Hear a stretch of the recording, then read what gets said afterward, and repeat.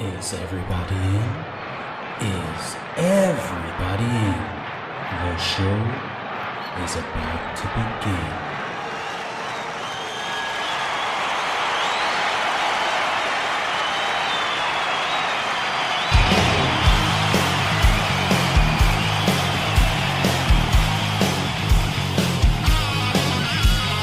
Welcome to the podcast, concerts that made us, interviews and stories, tales from the bus. We love taking you back to when it all went down, the greatest live shows and the cheering crowd sound. It's concerts that made us, concertsthatmadeus.com.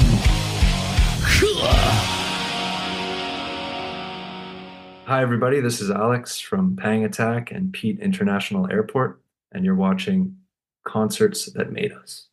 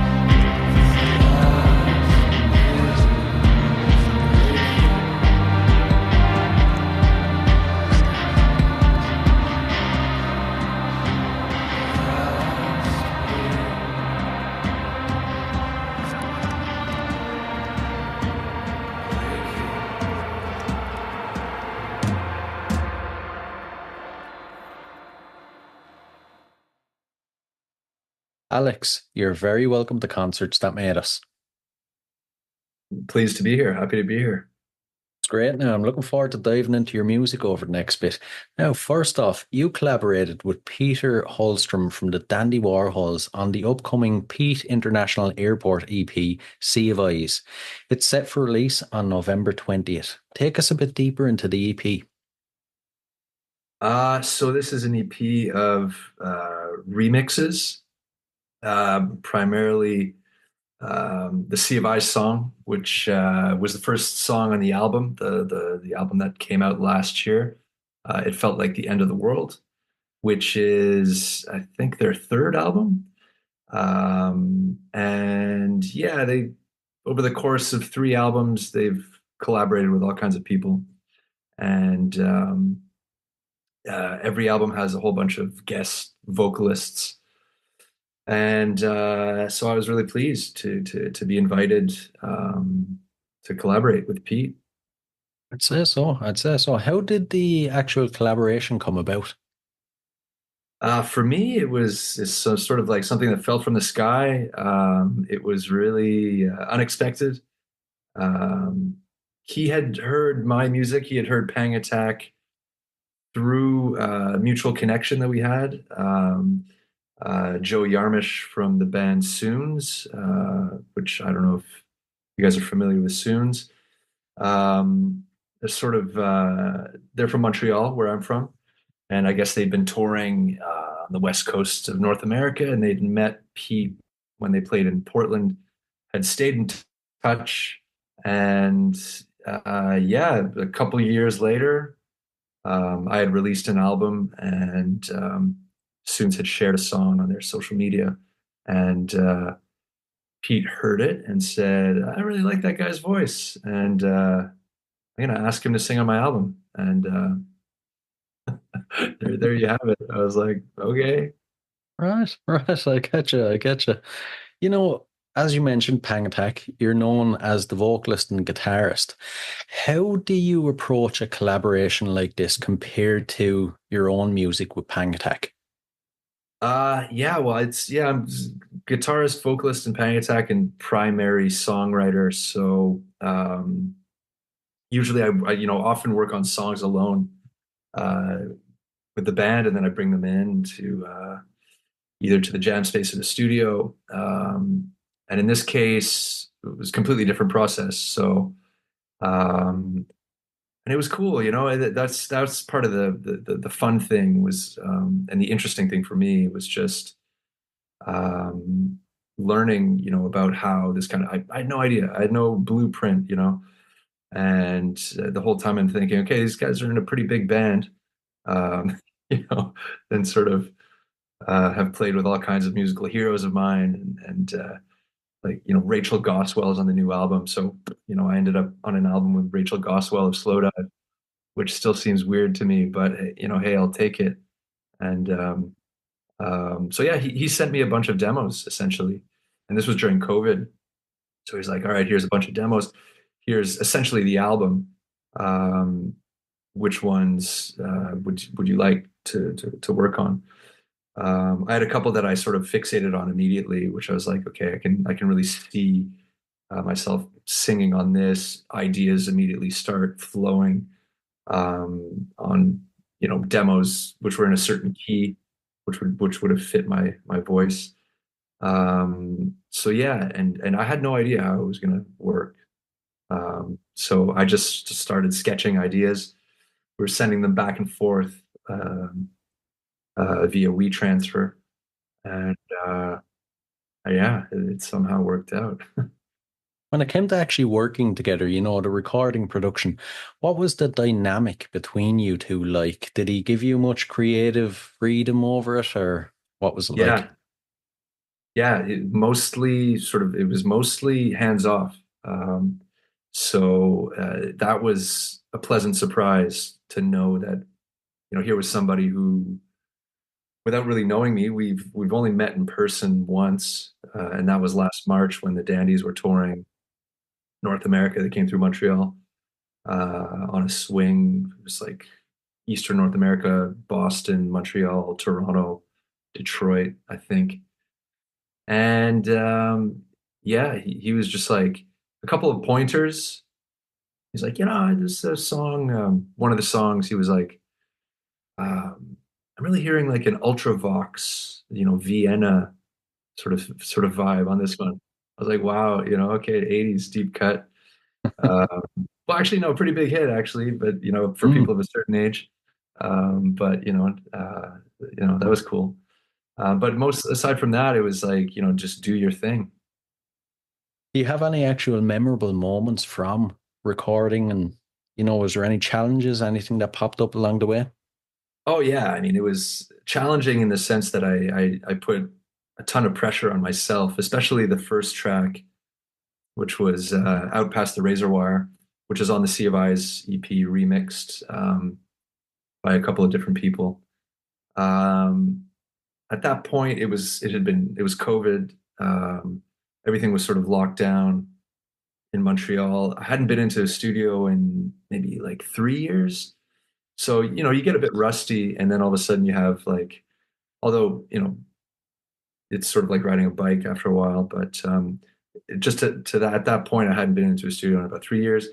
There was all this weird sort of psychic sort of intensity surrounding COVID, and everyone was sort of going crazy. And um, I don't know how it was for you guys, but we were hit pretty hard in Eastern North America. So, anyways, let's not even go there.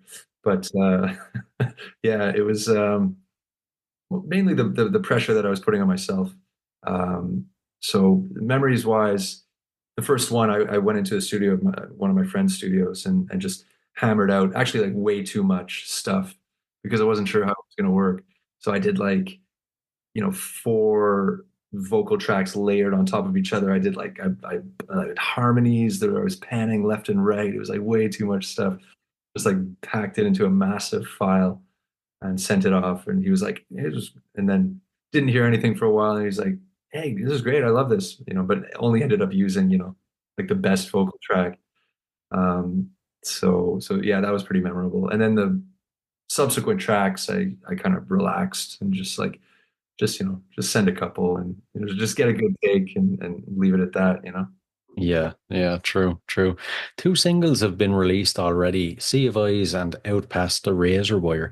What else can we expect from the rest of the EP, do you think? I'm not sure if there's going to be any other singles. So I'm like the release strategy is all up to Peter. Um, but yeah, I mean, it's just like great. It's really cool stuff. And there is an Andy Bell remix, Andy Bell of Ride.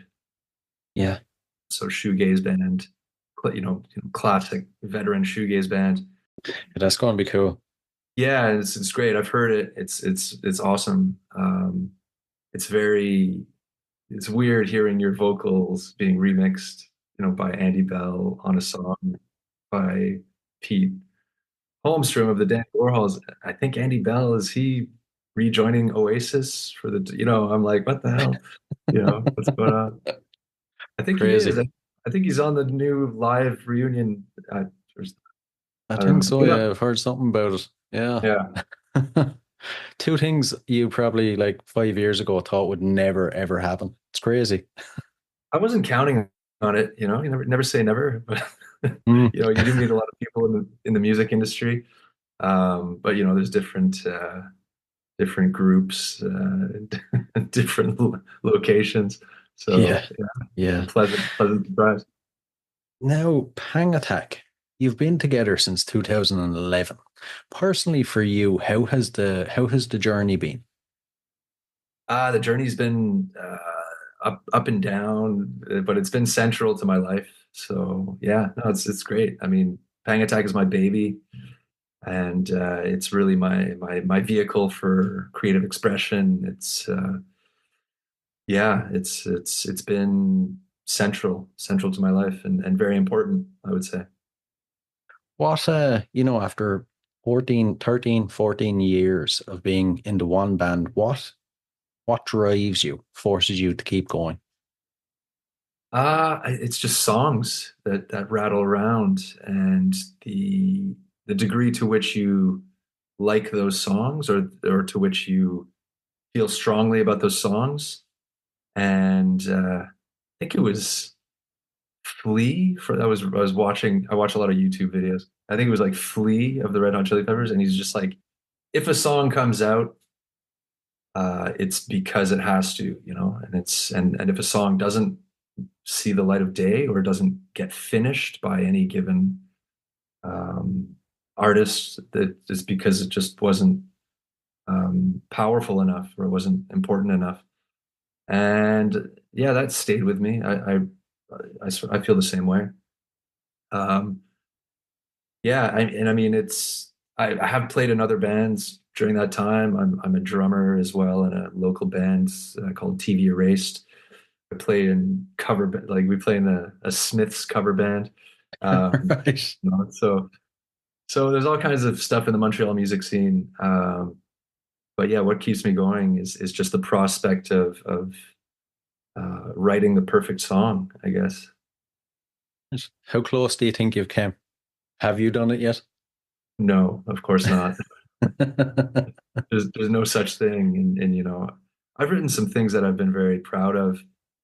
Um, and yeah, and I think that, you know, the fact that 14 years later, I mean, we're a humble band, we're a small band that, you know, gets sort of, you know, has gigged locally and across Canada, primarily. And but people are still discovering, you know, a lot of our songs around the world, and that's the joy and the curse of the internet. Um, but it's just amazing to sometimes, you know, hear kids from Norway got in touch with me a couple of years ago. He's like, "I love this song. When are you coming to Norway?" And I'm like, I just got a little weepy. I was like, "Well, when are we coming to Norway?" I was like, "I don't know. Hook us up, book the tour. We'll try to get a grant or something, you know." Yeah. Spread the word, round up a few friends and fill a hall somewhere. Yeah, exactly, exactly.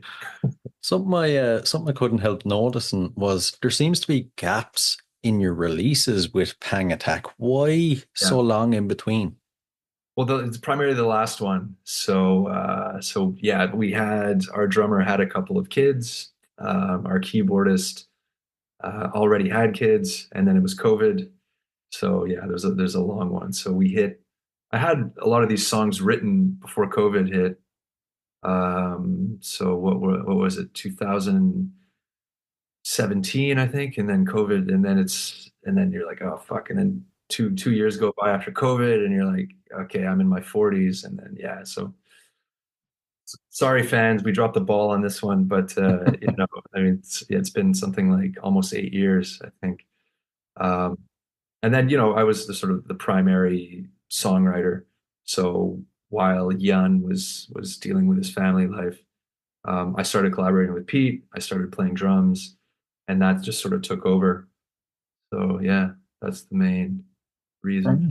Right. Right. How long do we have to wait? I know back in July you released a single, but how long do we have to wait for more? About a month. Right. Right. Good to hear. What Yeah. can you tell us anything? About the next album, Mm-hmm. the upcoming release. Yeah, it's called "Tears for the Wave," and that's a lyric in one of the songs. Um, Don't shed any tears for a wave of illusions, which is about that's in the song Rosalind, I believe, and it's yeah, it's a sort of, as with the last album, there's a lot of sort of narrative storytelling in a lot of the songs and characters and scenarios. Um, so that's taken from a song about a lonely housewife who starts hearing voices and uh, commits a crime. Right. But Okay. what else? I mean, stylistically, it's following on the sort of the influences of the last album, North Country Psychic Girls. It's great. I really love it. There's a lot of strings. It's very kind of like sleazy crooner vibe mixed with psychedelia and like a lot of soundscapes and bursts of feedback and mixed with synth and generally sort of downbeat tempo. Uh, so it's pretty badass, I would say. When you describe it like that, it sounds like a list of things that should not work well together, but obviously work very well together. Yeah, I mean, you tell me when it comes out. I mean, I love doing that. I love taking different elements and mashing them together to create something unexpected.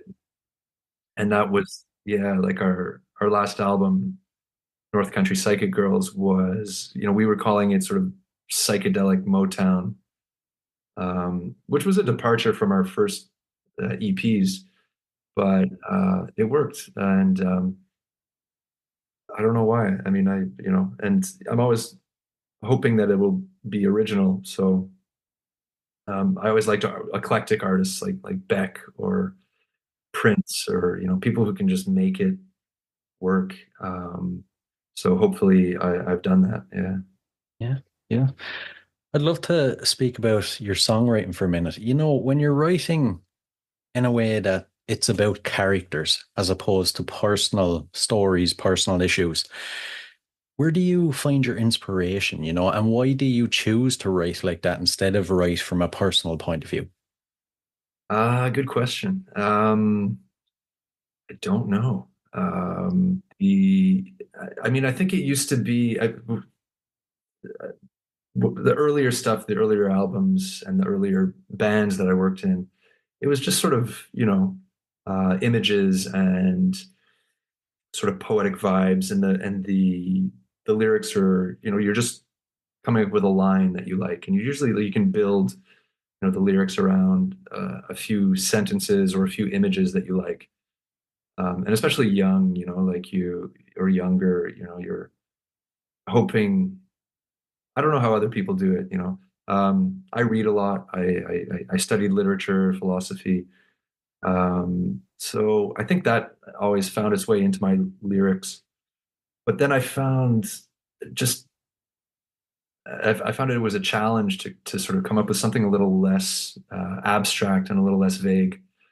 Um, so yeah, there were a lot of things taken from books that I was reading in North Country. There was a David Mitchell book. I don't know if you've read David Mitchell. No. Um, he wrote the book Cloud Atlas, which was turned into not a great movie by the people who did The Matrix, but the book itself is stunning, and very complex. So I won't bore you with it. Or it's 6 o'clock in the morning here too, so I don't even know if I can remember it. But he wrote another book called The Bone Clocks, which was about like a young runaway girl who heard voices and was tormented by ghosts and spirits. And yeah, I used that. I was like, I'm going to use that. So just the general idea of it. So that was in our album North Country Psychic Girls. That was sort of the psychic girl of the title. And yeah, I just ran with that. I mean, you lift little things here and there, uh, and in the new, it's all ends up being pretty dark stuff for some reason. I don't know if you're from a country where the weather is shite, so Yeah, yeah, exactly. It fits in well. you know, like Canada is the same thing, or like Northern England or whatever. So people read a lot. You're familiar with the darkness and the Yeah, uh, yeah. and Peter is too. Portland, Oregon is also like a very rainy, very moody place. Uh, So yeah, and then what else did I write about? I had a couple themes. I heard something that Nick Cave had said about for him the song had a hard time being completed or starting even until he asked himself, what is this song about? And so I started doing that too, and I gave myself themes. So the first song on the new album is called Lowborn Man. And again, I just sort of invented two characters talking, at different ends of the socioeconomic spectrum, so that was a big song for us on the album. It's the first one on the album, and it's about a man in a glass tower looking down on a man. with nothing, or a human. I say lowborn man in the sort of classic sense of the term, meaning lowborn human. So don't hate me, people. It could be lowborn women as well. But Yeah. so and that was it. And then it just sort of came rushing out. That was a good one. Uh, but yeah. Bad. I like it. I like it. Now, the podcast is called Concerts That Made Us. So I have to ask you some concert related questions if you don't mind. Sure. Yeah. First off, as a concert goer, what concerts would you say have made you? Oh man, that's a wild question. Let me go back. We had the Lollapalooza in the 90s. I think that was the first festival I went to. It was in Barrie, Ontario. And so that's many hours away from where I live in Montreal. So we drove, and it was like late 90s or something. And it just blew my mind. I mean, it was just for the fact that it was a festival and there was so many freaks and drugs and just like people and girls. And so that was like, we saw the Beastie Boys played, and then Rage Against the Machine played. And then, none of us had ever heard Rage Against the Machine before. And I just remember that concert was outside, and they started playing, and I think the album hadn't even come out yet, the first album with like Killing in the Name of and all that stuff.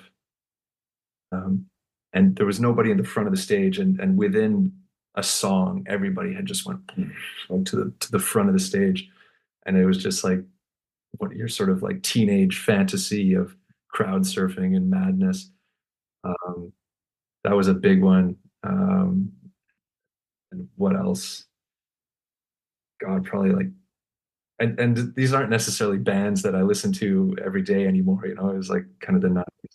But I saw the Smashing Pumpkins in the Siamese Dream tour, Oh man.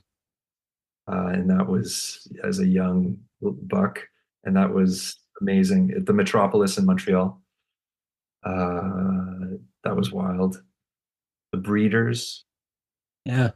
at the same venue in the 90s. So a lot of 90s stuff. But the first concert that I ever saw in the studio, because I grew up in the countryside as well. I grew up in a small village, not even in Montreal. But I went to see AC/DC. Right. That was just one of my first concerts ever. So I was just like, I think it was the Razor's Edge tour. So they played Thunderstruck. Yeah. And I was just like freaking out, and I just got absolutely shit faced. And I think after on whiskey that I was too young to drink, and so I think like after the opening song Thunderstruck, I don't remember much because I was like puking. But, Oh man. so that Quite was a an lesson. introduction to concerts. Yeah, I had to pick up my game after that and be a little more a little less drunk. Yeah. But there's so many concerts. I mean, I don't know. I just saw Idols in Montreal. They're on tour, and that was just like fabulous concert. Uh, kind of 90s like style. I mean, they're just playing this sort of hardcore music, and everyone was crowd surfing, but in a respectful, fun way. Um, You yeah, crowd surf yourself anymore? I was trying to get my friends. I was like, "Come on, man! Like, let's do it." I was like grabbing the legs to lift them up, and they were like, "No, no, no." I used to, not lately. Right. Right. You'll have to get back to it. Hey, I'll try. And your own shows with Pang Yeah, Attack. For any listeners that haven't been lucky enough to catch one, what are they yeah. like? Give us the full experience.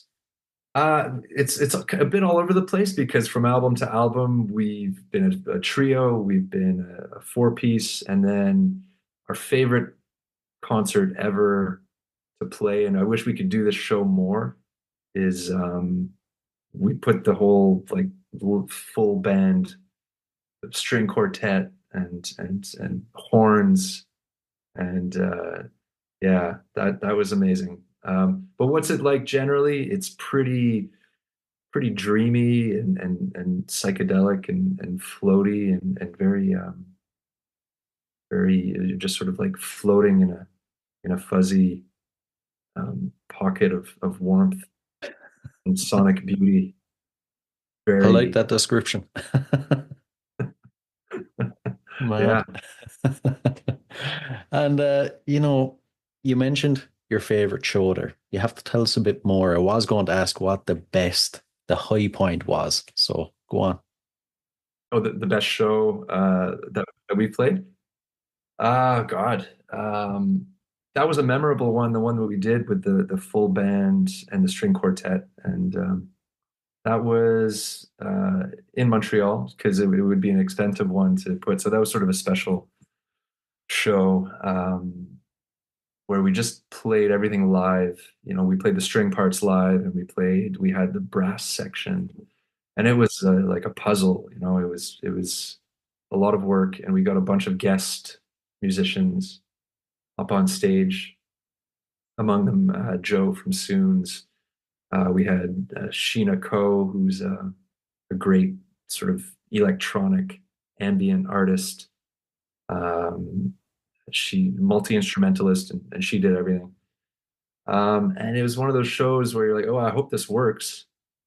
And you know, working with pros, you're like, that makes everything easier. It's like, oh, okay, not just a bunch of idiots like who are your friends. You're like, hey, come on, come play a show. They're like, oh fuck, I can't play.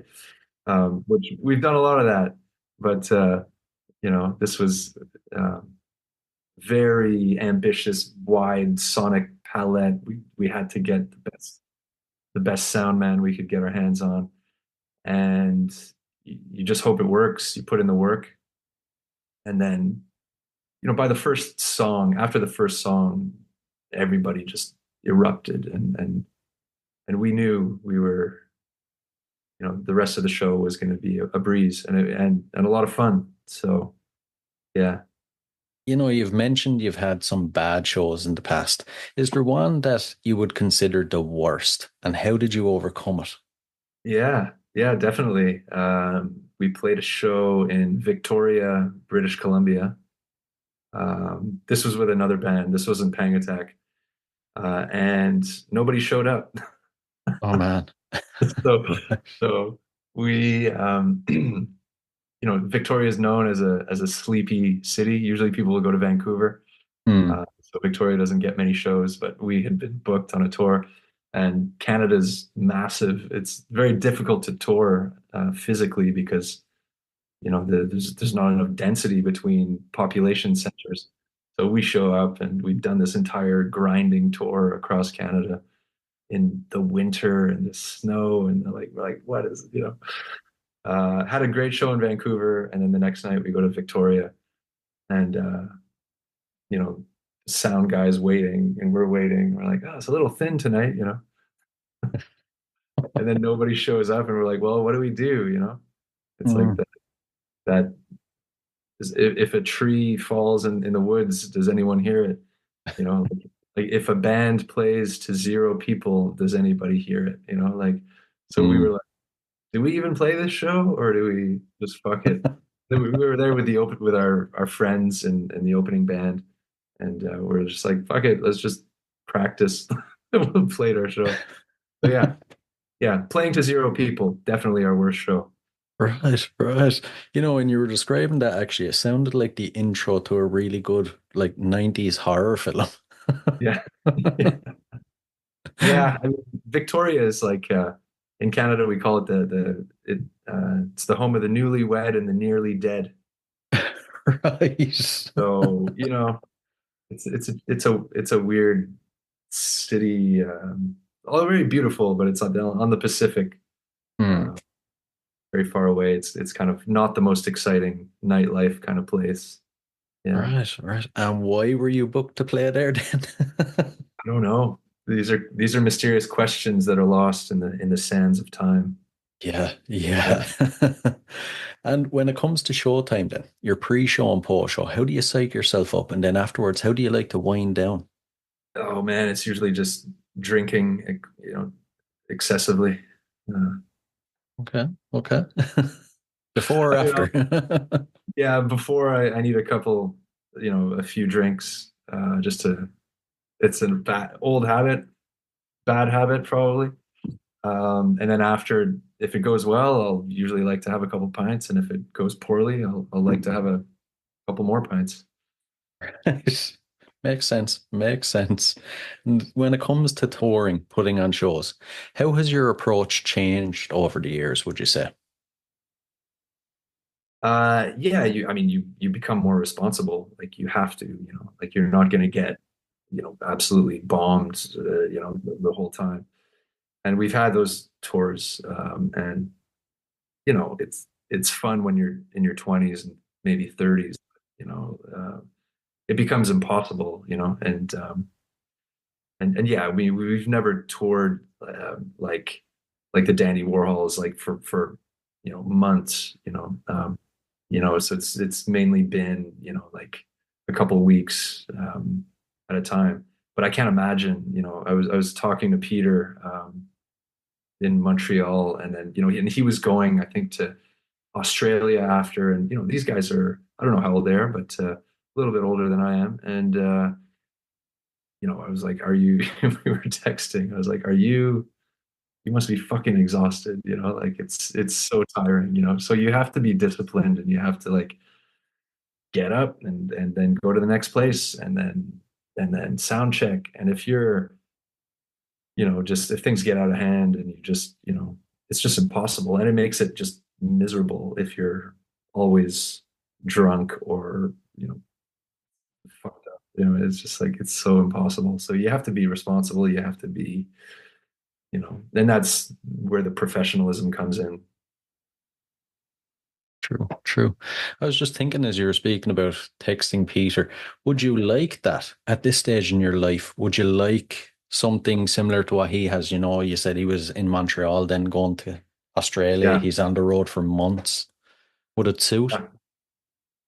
Yeah, I'd be up for it. Yeah. It's a question of, just making it happen. And, that sort of like length of tour, I don't think is going to be in the books for us. But yeah, I mean, with TV Erased on the drummer, and it's like, if that happens, I'm up for it. You gotta be ready. I'm ready to go. Yeah, I am. Good to hear. Good to hear. And before we dive into the last couple of questions, then future plans that are set in stone, anything you can share with us? Aside from releasing the album, and then that's about it.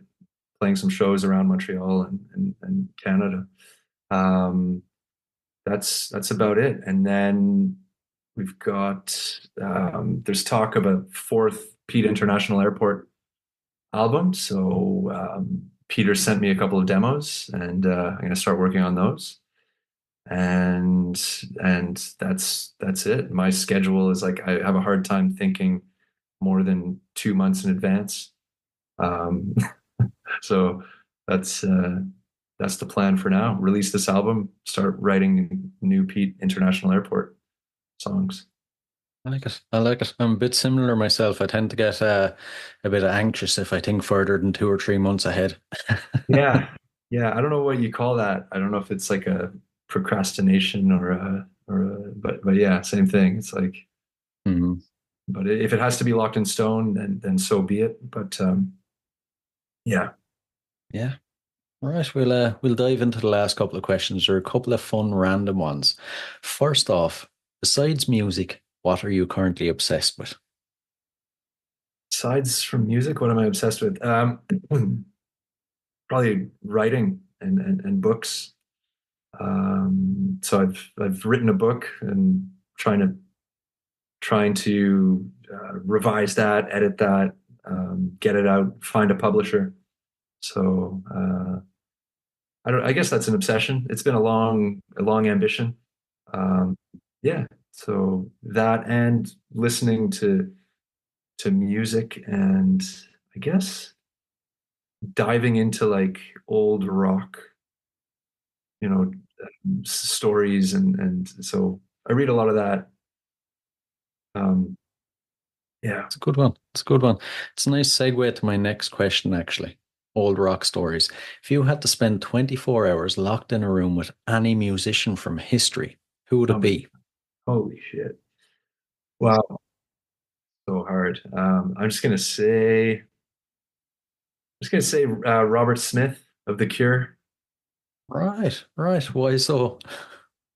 I mean, it was just one of my favorite bands of all time, and yeah, it's just such a weirdo, you know, but such an amazingly creative body of work. I would just love to, and I hear he's quite a nice, lovely guy.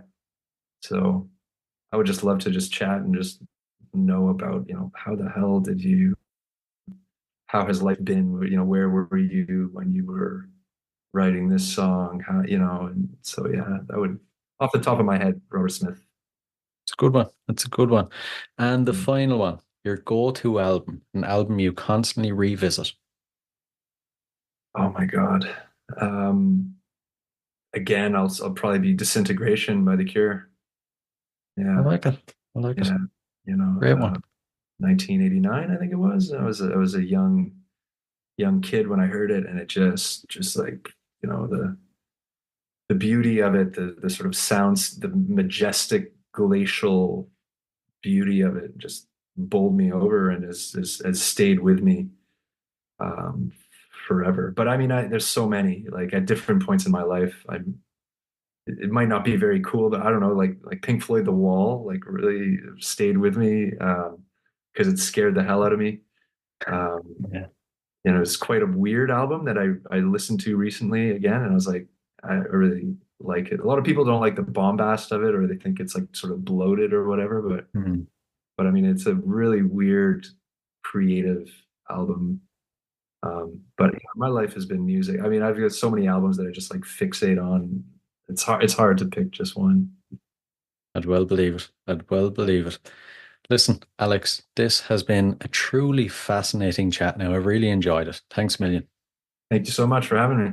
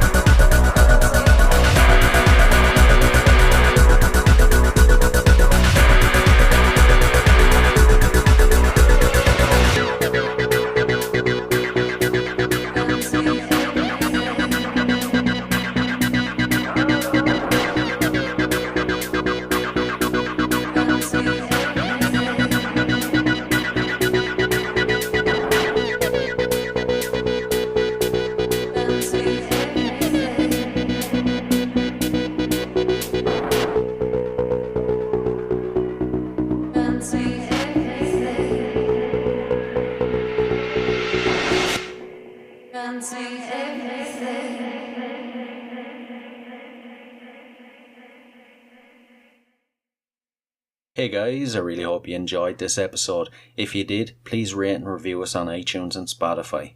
And if you're interested in signing up to Band Builder Academy, use the link in the show notes below and enter the code CONCERTS and you'll receive 10% off. So, until next time, keep rocking.